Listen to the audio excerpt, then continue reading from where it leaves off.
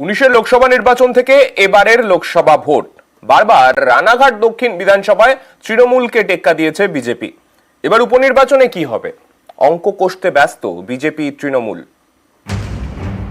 নদিয়ার রানাঘাট দক্ষিণ, উত্তর 24 পরগনার বাগদা, উত্তর দিনাজপুরের রায়গঞ্জ এবং কলকাতার মানিকতলা। আগামী 10ই জুলাই এই 4 বিধানসভা আসনে উপনির্বাচন। এর মধ্যে প্রথম 3টি আসনে 19-এর লোকসভা ভোট থেকে বিজেপির দাপট, যার অন্যতম নদিয়ার রানাঘাট দক্ষিণ। এবার উপনির্বাচনে কি হবে?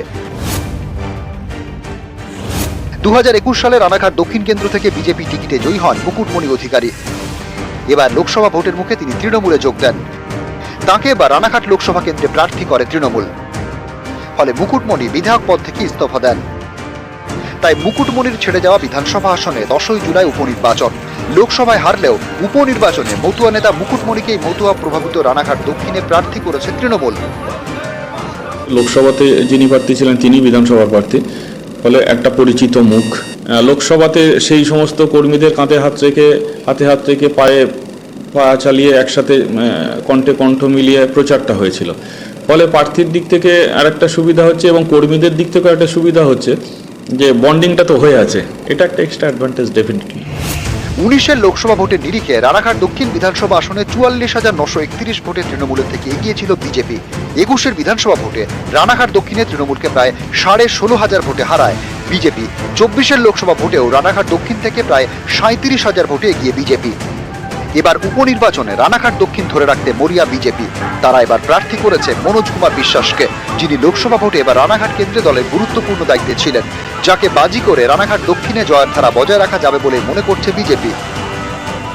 পুলিশ প্রশাসন সমস্ত দিক দিয়ে যদি অনুকূল পরিবেশ ভোটের হয়ে থাকে, তাহলে সাধারণ মানুষ ভোট দেওয়ার জায়গায় গেলে এটুকু আপনাকে নিশ্চিত করে বলতে পারি, লোকসভা ভোটে যে 37,000 ভোটে আমরা জয়লাভ করেছিলাম, তার থেকে আমরা অনেক বেশি ভোটে জয়লাভ করব। রানাঘাট দক্ষিণে শেষ হাসি হাসবেন কে? বুধবার রায় দেবে রানাঘাট দক্ষিণ। ফল ঘোষণা শনিবার। রানাঘাট থেকে রঞ্জিত সরকার, নিউজ 18 বাংলা। মতুয়া প্রভাবিত আসন বাগদা। 2019 থেকে বাগদায় বিজেপির টেক্কা। উপনির্বাচনে বাগদা পেতে মরিয়া টিএমসি। বাগদা ধরে রাখতে বিজেপিও একেবারে কোমর কষে নেমে পড়েছে ময়দানে। 10ই জুলাই রায় দেবে বাগদা।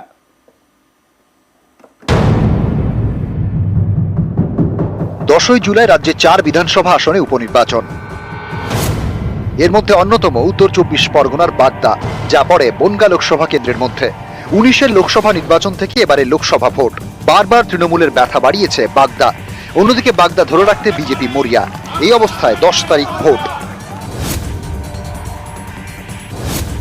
19-এর লোকসভা ভোটের নিরিখে বাগদা বিধানসভা আসনে 24,457 ভোটে তৃণমূলের থেকে এগিয়ে ছিল বিজেপি। 21-এর বিধানসভা ভোটে বাগদায় তৃণমূলকে 9,792 ভোটে হারায় বিজেপি। 24-এর লোকসভা ভোটেও বাগদা থেকে 20,000-এর বেশি ভোটে এগিয়ে বিজেপি। এবার উপনির্বাচন। বাগদা ছিনিয়ে নিতে মরিয়া তৃণমূল। বাগদা বিধানসভার মধ্যে 12টি গ্রাম পঞ্চায়েত। এই পঞ্চায়েত ভাগ করে দায়িত্ব দেওয়া হয়েছে মন্ত্রী থেকে সাংসদ বিধায়কদের। বাগদা জিততে নেতাদের পাশাপাশি ময়দানে নামানো হয়েছে ছাত্র যুবদেরও। বাগদা বিধানসভা এলাকায় মতুয়ারা বড় ফ্যাক্টর। এখানে মতুয়া ভোট প্রায় 42%। মতুয়া প্রভাবিত আসন জিততে বাগদায় বাজি মতুয়াদের ঠাকুরবাড়ির সদস্য মমতাবালা ঠাকুরের মেয়ে মধুপর্ণা। মতুয়ারা যেমন আমাকে ভালোবাসছে, মানুষ ভরে ভরে আশীর্বাদ দিচ্ছে, যেটা মেবি অন্য কেউ পেতো না, হতে পারে একটা অ্যাডভান্টেজ আমার জন্য আছে। এটা দিদির পাশে আছে বাগদার মানুষরা, বাগদার বাসিন্দারা। সবুজ আবির এবার আমরাই খেলবো। 19-এর লোকসভা নির্বাচন, 21-এর বিধানসভা, তারপর এবার লোকসভা ভোটেও বাগদায় বিজেপির দাপট।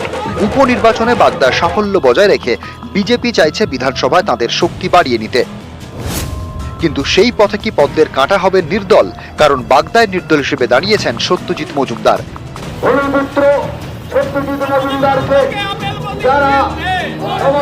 তিনি এলাকায় পুরনো বিজেপি কর্মী হিসেবে পরিচিত। তার উপর মতুয়া প্রভাবিত এলাকা হলেও বাগদায় নাগরিকত্ব নিতে তেমন ভাবে সাড়া পড়েনি বলেই জানা গিয়েছে। এসব কি উপনির্বাচনে বিজেপির বিরুদ্ধে যাবে? আমরা প্রচারে অনেকটা এগিয়ে আছি, কারণ বাগদা বিজেপি শক্ত ঘাঁটি, এটা সবাই জানে। এখানে যতই বাইরের থেকে নেতা মন্ত্রী যাই আসুক না কেন, এখানে কোনো দাঁত ফোটাতে পারবে না। শেষ পর্যন্ত বাগদায় কে বাজি মারবে? জানা যাবে 13 জুলাই। ওই দিন উপনির্বাচনের ফল ঘোষণা হবে। বাগদা থেকে অনিরুদ্ধ কীর্তনিয়া, নিউজ 18 বাংলা।